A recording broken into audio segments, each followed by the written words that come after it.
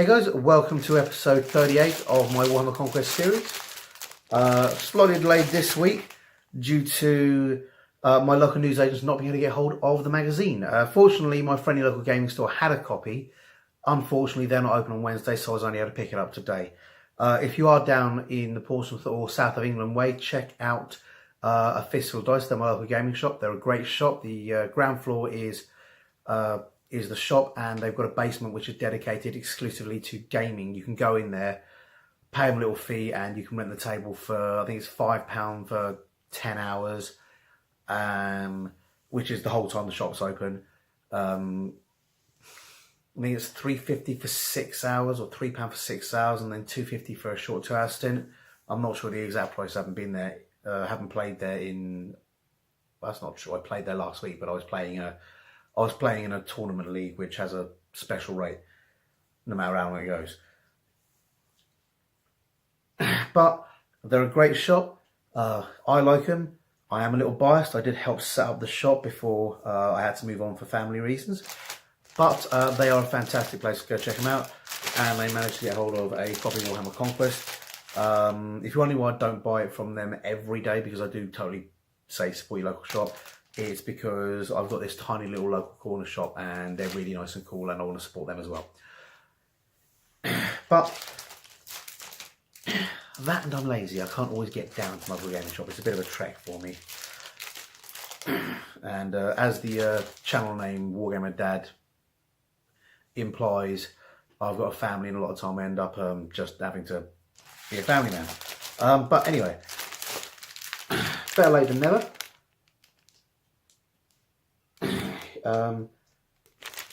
Issue 38. Big, thick, chunky issue, this one. Slightly packaged differently. Getting a lot of variance in these. Maybe it's because the packaging was supposed to be thicker, but as you can see, if I just sort of shine like so it can reflect, this packaging, as opposed to the smooth packaging, has loads of little aerated holes. This isn't uncommon in packaging, but it's just not the packaging you usually get. The plastic has a completely different feel to it, but that might just be because this issue is thicker. And the reason it's thicker, if I get it out, is because we have a whole nother section. Now you may have seen that last week we got a section of Aquila landing pad. This week we've got kind of the top surface of kind of Aquila style landing pad stuff, and a whole thing. This is really this is big. As you can see, this is as big as the larger scale battle mats we've been getting. Sadly, I don't think they'll all join together, but this means at this point you've got 3 battle mats that you can have battles on at different sizes, and whilst they won't go together thematically, you can easily just jam them together to create a larger. Well, you can jam at least 2 of them together to create a larger battle mat. So that's pretty cool. We have the plastic goodness. As I said before, I don't collect Death Guard models, but the quality on these things and the detailing is fantastic. I've heard a lot of people complaining that some of the GW models are getting too busy and they're too chaotic for the eye. But frankly, I think some of that really comes down to how you choose to paint them. A lot of fantasy models are very busy. A lot of the GW models for fantasy are very busy, whereas a lot of the 40k models have sort of sleeker, plainer lines to them. The paint job can be as complex or as simple as you want it. You don't have to highlight every detail and paint everything in a different colour. You can achieve effects that look just as good as this multicoloured effect with half the colours if you want a simpler thing. But the detail is also there if you want it. And frankly, for something that's been around for 1,000 years or 10,000 years in the warp, it's going to pick up a certain level of fetishization in its armour. It's going to add bits and pieces. If it just adds one extra token of victory every battle, or one extra scratch or gouge or gift from its god every 10 battles, yeah, you pretty soon get something like this, and it really does make sense. Here we have the Plague Surgeon, which is basically your I've forgotten the bloody word now. No, it's basically your medic.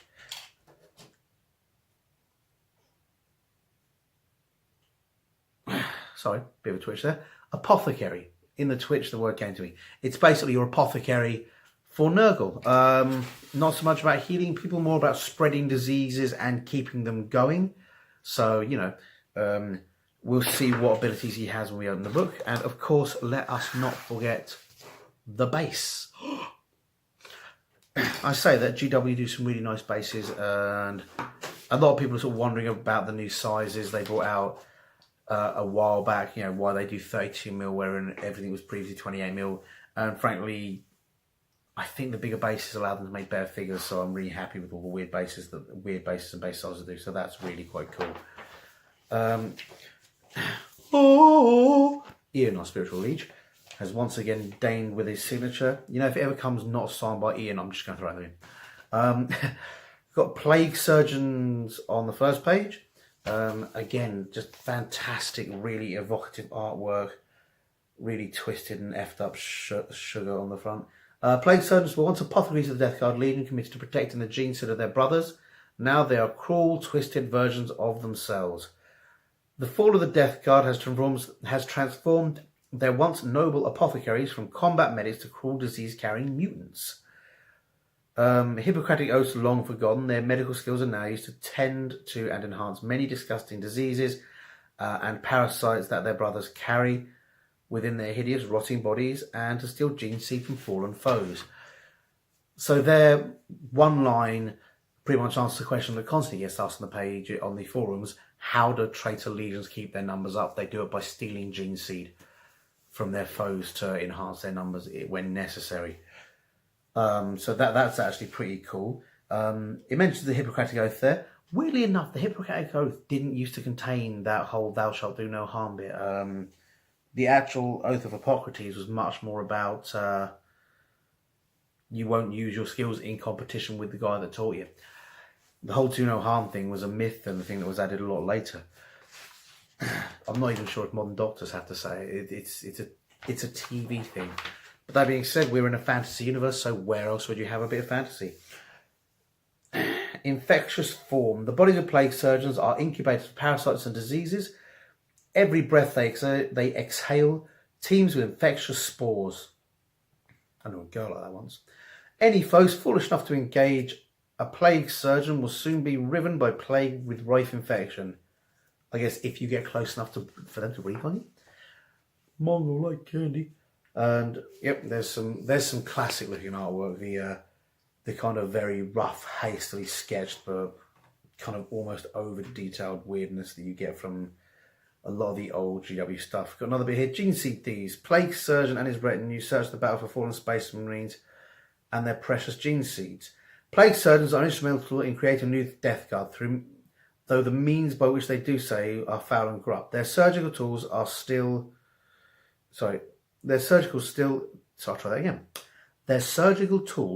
include ancient rust-furred retractors capable of cracking open the armoured body of a space marine and extracting his gene seed. Plague Surgeons attempt to gather mutated progenoid glands from their Death Guard brethren whenever they can, despite many being rotted beyond use. So that answers yet another question: can you get gene seed from a Death Guard? Not all the time. Nurgle apparently rots those just as much as he does for everything else.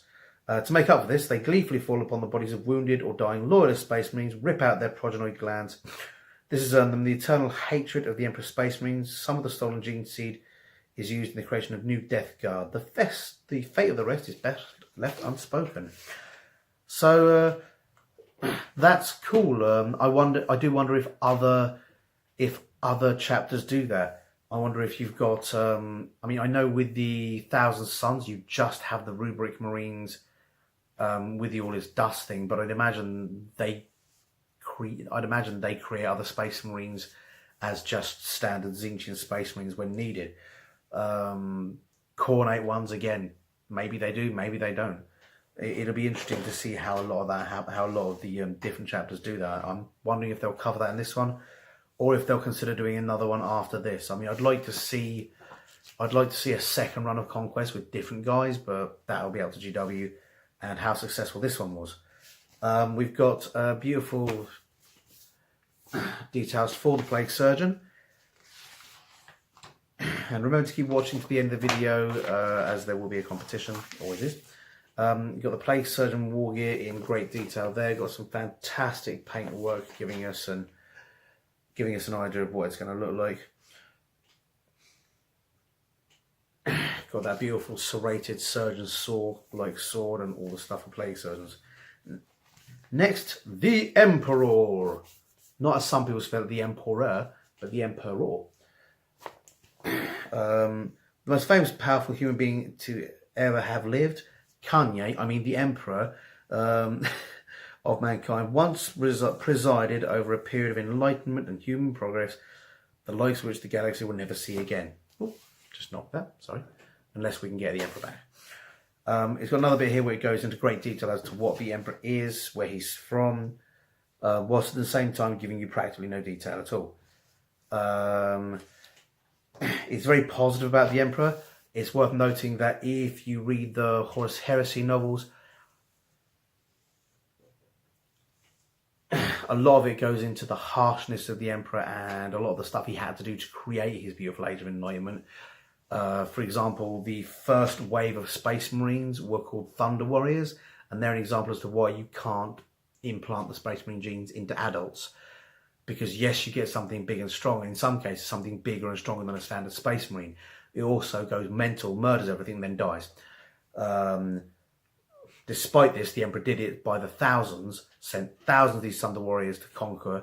Most of them he just burned up in battle, just throwing them against the enemies because they were going to die anyway. But the ones he didn't burn up in battle, he ended up having to execute because they were just completely batshit mental. They were literally like Khorne Berserkers, but without the Chaos influence. We've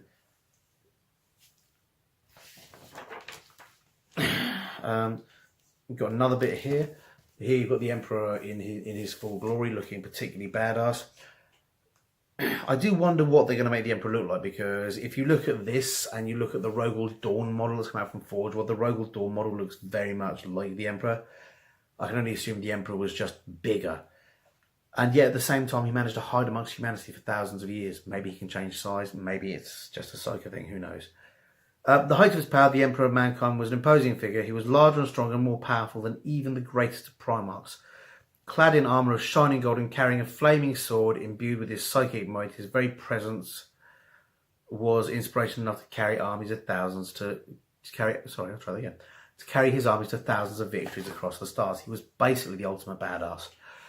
He was also the most powerful Psyker, and if you're wondering how powerful he was, when Lorgar's word-bearer legion started slaughtering people and saying, the Emperor's a god, if you don't believe it, we're going to murder you all, the Emperor called them all to one planet and made the legion kneel. And he didn't do it by saying, kneel or else. He literally just went boom and forced them to his knees with just raw psychic power. He took 10,000 Space Marines, many of whom were librarians, including a Primarch who was not of insubstantial psychic power himself. Lorgar was a powerful guy. Not as powerful as a lot of the other Primarchs, but certainly a demigod-like figure. And he just drove them to his knees while he literally bitch-slapped them and he figuratively bitch-slapped them and told them that what they were doing was wrong and they weren't to do it again. And that he was basically sending a bunch of his own guys to watch over them, whilst sending a bunch of Ultramarines to also teach them how to be proper Space Marines because they couldn't manage it. So with all this stuff that you can imagine was really pissing them off, they still couldn't stand. They were literally stuck, forced to their knees just by one guy. So if you think in the lore how powerful one Space Marine is now, and if you think the lore states that the Space Marines of the Heresy were actually more powerful than the Space Marines have weakened over time, and then you take at least 10,000 of those Space Marines were psychically bitch-slapped by one dude, that gives you an idea of just how powerful the Emperor was and just how powerful Horus had to become to even stand a chance against him. The original story, and it still stands in a lot of the stories, that it was when Horus went against the Emperor, he was almost as powerful, but still significantly weaker. And what held the Emperor back was that the Emperor did actually love... The Emperor, to a certain extent, used his children as tools, but he did actually love them. And the one he loved the most, his favourite, was Horus, and he couldn't bring himself to kill Horus until he realised that it wasn't Horus anymore. It was a Chaos Twisted puppet, at which point he just went bitch slap with one fucking strike. You know, the half-dead, mortally slain Emperor just went, "You're not Horus," snap, and killed him. So again, gives you an idea of the levels of power Horus were wielding, the Emperor was wielding, and how much the current Demon Primarchs must be wielding if they were, you know, if they're imbued with Chaos power on top of being Primarchs. So it says a lot about how badass the Emperor is. Other than that, you very much get to pick which parts of the heresy you believe. There are bits where the traitor gods show Lorgar the Emperor made a deal with them, but then again, the Chaos gods lie. It's one of their well-known things. They often don't tell the truth, so that might be the truth. It might not be the truth. You just don't know. But it goes through who the Emperor is, more details, a lot of what he does, and a lot of bits and pieces like that. And it points out that he's not God. He's just a very powerful guy. And we've got several images of the Emperor there. The leader of men. So, the psychic warrior, the leader of men, the Primarchs. The Emperor's greatest psychic power could be unleashed on his enemies to devastating effect. In the final battle with Horus, he was able to unleash enough psychic energy to kill Horus and destroy his presence in the war, preventing his resurrection. So he didn't just kill Horus's body, he erased him from existence. Even his soul just torn to pieces. Leader of men, the Emperor was the greatest leader of mankind. He possessed an intellect beyond compare, and he was the architect of mankind's greatest achievement. The reason it says that, there's a common statement, Magnus did nothing wrong, which is rubbish. Magnus did a lot of things wrong, but the main thing Magnus did wrong was not realise the Emperor was really a lot smarter than him and did a lot of things for really important reasons. But he didn't want to tell people because it would put the whole lot at risk. Even in the end, Magnus kind of went, "Ah, shit, I done fucked up." Not that I feel particularly bad for Magnus. The guy got duped by Tzeentch, basically. You know, word one, the guy gets tricked by Tzeentch. The whole thing goes a bit pear-shaped. That being said, perhaps if the Emperor had been a bit more forthcoming, perhaps if the Emperor had done a bit more, it would have worked. But then again, the Emperor was an incredibly powerful psychic with priestly abilities. He didn't tell people because he thought that would, because his priestly abilities told him that would fuck things up.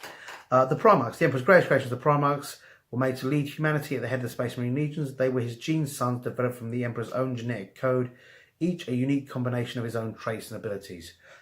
So yeah, the Primarchs were baby Emperors, were Diddy Emperors. That's one of the reasons they were so powerful. They made a bunch of different variants to try and solve a bunch of different situations. That's one of the reasons that each of the legions and each of the sort of the primary founding, the progenitor chapters had their own thing. To a certain extent. To a certain extent, there are duplications. You'll notice almost for almost every loyalist chapter, there's a chaos equivalent and vice versa. You know, that's why the Space Wolves kind of have the World Eaters.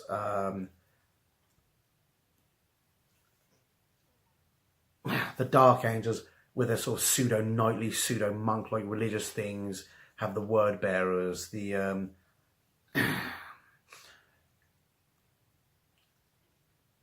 The Imperial Fists have the Iron Warriors.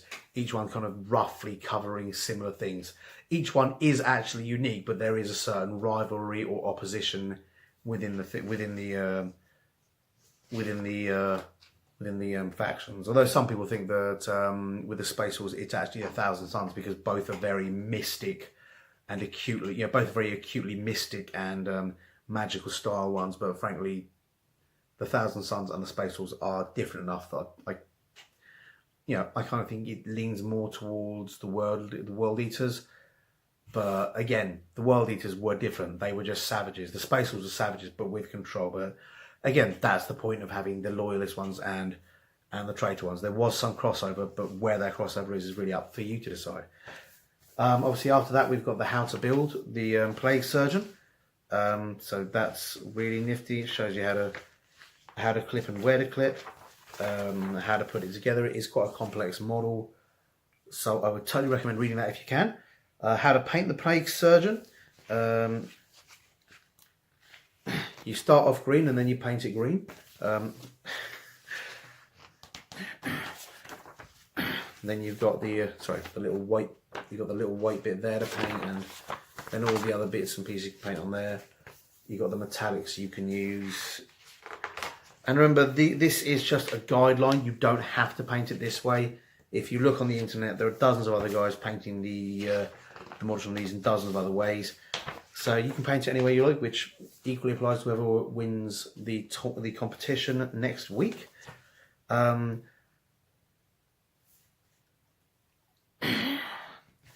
Finally, we've got the Search and Rescue mission, which is this week's new mission. It's based on the previous map setting. They're not using the new one yet. And here you've got the stats of the Plague Surgeon. Let's have a quick look at these stats. Movement 5, weapon skill 3, ballistic skill 3+, as you'd expect. Strength 4, toughness 5, again, what you expect from a Nurgle Marine. Wounds 4, not bad. Attacks 3, not bad. Leadership 8 and a 3+ save. Pretty standard stuff. Weapons, you've got a bolt pistol, a bale sword, which is user strength, melee weapon, AP -3, damage 1. You can re-roll wound rolls of 1 for this weapon.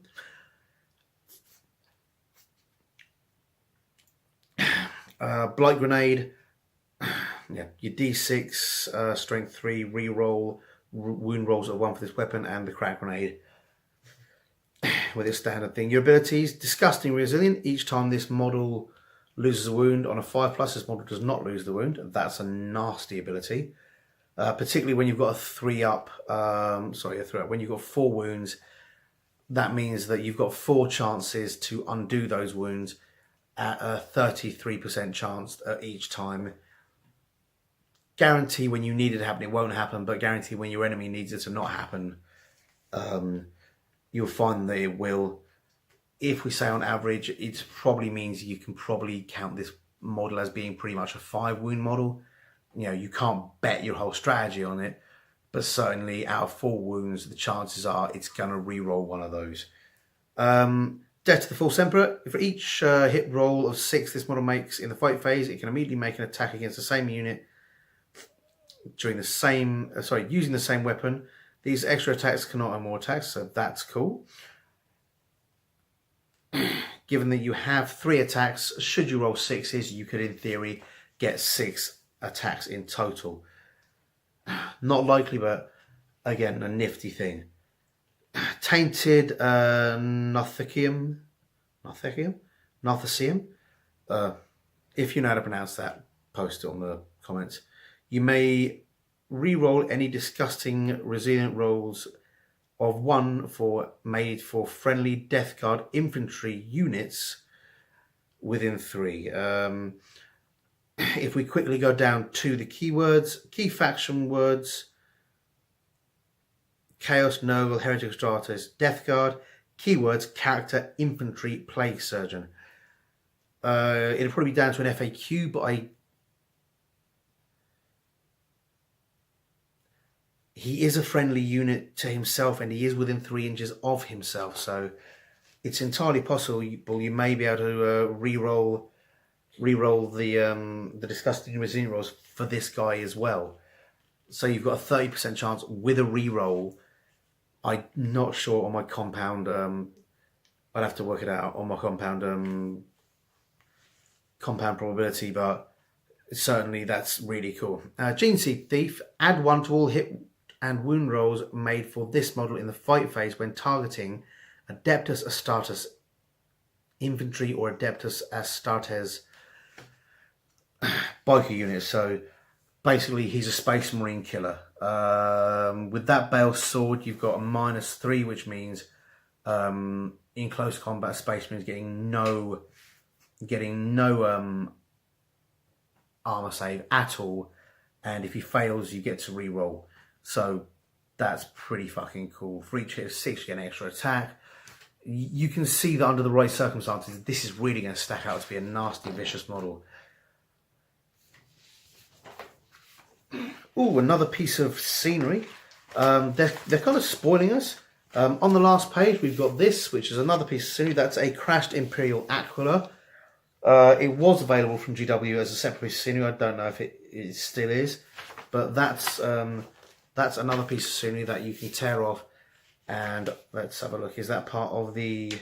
It is. That's part of the mission. You can see it's there in the centre of the crash site. So with these things, GW are really actually making some very nice missions, some very nice things. I totally recommend either laminating this or putting it into a plastic sleeve to protect it. The same with the landing base you got last issue. It gives you a lot of cool stuff to use. Yes, it's not going to be as cool as the 3D scenery you can go and spend money on. But frankly, if you're just playing at home, it gives you a lot of really awesome stuff. You can really play about and really have a lot of fun. Okay. Next week, we've got some really exciting stuff coming. We've got the next captain. We have an awesome looking captain with the power sword and a bolter. This guy is not wearing the Mark 10 Gravis armor, so he won't have that 5 toughness. And it is worth noting that that 5 toughness does make a significant difference in survivability. However, as long as you make sure he's not the closest unit to other shooting units, you can still keep him alive if you're smart. After that, we have, in addition to that, you have Roticus Rainfather, which is a new character, some details on that, detailed guides, and another exciting new mission. After that, the next issue, we have some cool paints. 3 new layer paints. We have Liberator Gold, which is a very light, very bright gold. It's very nice. They brought it out for the Liberators, for the Age of Sigmar Liberators and Stormcast Eternals. It's a very sort of bright edging gold, so you can use it on top of the gold you already have to give some more details to the edge and make it look nice, or to dry brush to try and catch the edges and really make your gold look 3-dimensional and and pop more. So it is a really nice colour. Frankly, there are a few really good golds out there. I like Army Painters golds, but I think due to their desire to make their Liberators look the coolest, GW's golds are probably the best out at the moment. Not to say that there aren't other golds that are just as good. It's just the combination of really cool and wacky stuff they've done and the dry brushes they've done really mean that GW are on top of their game with golds. We've got Wild Rider Red. In case you're wondering, Wild Rider is actually a Chaos character.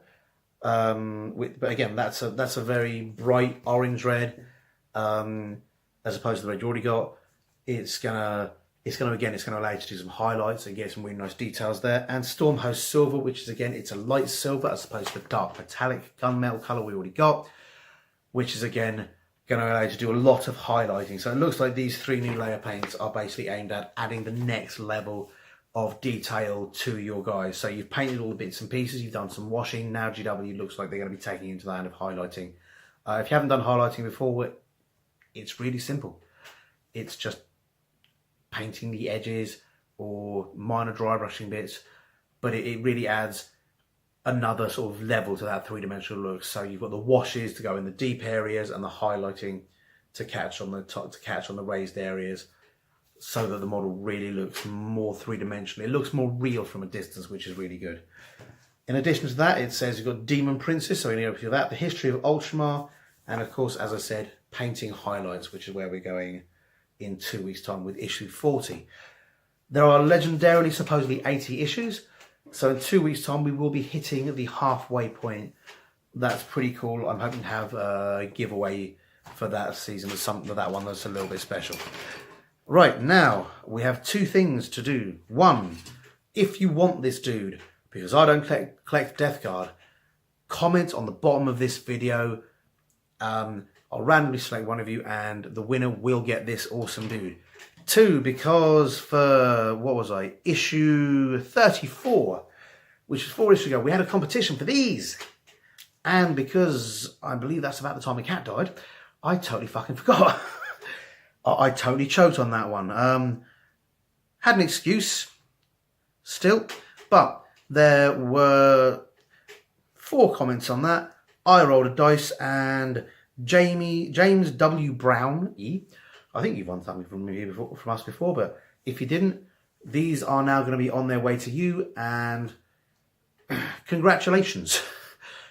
Sorry I didn't get them sooner. We did get there eventually, but a lot of really cool plastic on its way to you, mate. I'll make a comment on the list. And remember, comment on this one to win with a chance of winning a Plague Surgeon, who we've looked at the stats, and along the stats is a really cool, nasty model. Great addition to any Plague army. Okay, hope you guys enjoyed that one, and I will see you next week. Just a reminder, this weekend is the weekend I work, so there won't be a weekend roundup this weekend. It's become a 2-weekly thing, but I'm going to see if I can't do some sort of building or more painting demos now that I have had a bit more free. Now that I've got a bit more free time in the middle of the week. See you guys next time. Bye bye. Hi guys, hope you enjoyed that video, and if you did, remember to like and subscribe to my channel. I'm also on Facebook and Twitter. Not sure why, but I am. So if you like it, see me there, and please tell your friends.